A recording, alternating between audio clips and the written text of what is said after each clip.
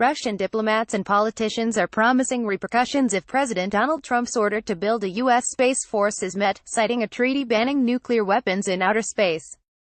Let's hope the American political elite still have the remnants of reason and common sense, Bondarev said.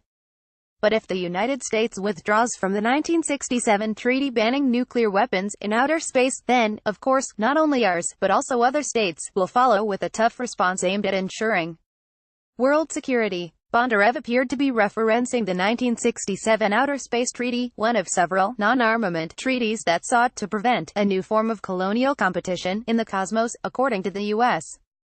State Department's archives. Bondarev's warning comes after Trump directed Pentagon leadership to set up a sixth, space-oriented branch within the U.S. military.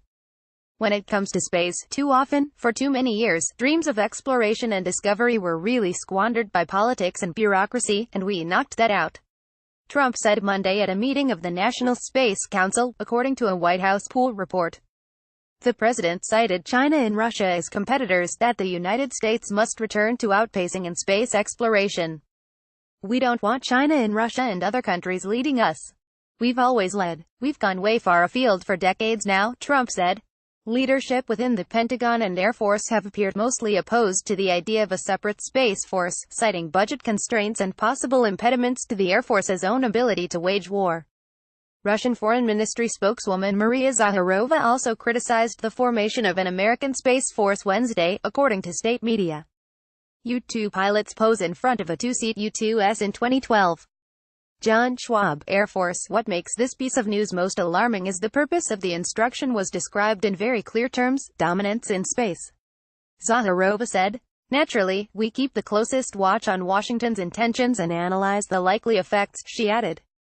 A military buildup in space, in particular, after the deployment of weapons there, would have destabilizing effects on strategic stability and international security. While Russia does have a branch of the military described as Space Forces, their activities are purely defensive, the spokeswoman said. Russian Space Forces are a branch of the larger Russian Aerospace Forces, and provide advanced missile defense services. The units historically incorporated under the Russian Space Forces operate radars and satellites involved in early warning systems, according to a 2002 article archived by Stanford University. The branch appears to be comparable to U.S. Air Force Space Command. Our country is not interested in tackling any tasks in space with the use of attack weapons, Zakharova said. And while Russian officials deny any militarization of space on their end, there have been concerns in the United States that Russian development of hypersonic glide missiles could pose a space-borne threat to the United States. The glide vehicle could allegedly fly an arc trajectory high into the atmosphere, near or into space, atop an intercontinental ballistic missile, thereby avoiding existing missile defense systems, according to a March speech by Russian President Vladimir Putin. Defense News reporter Valerie Insina contributed to this report.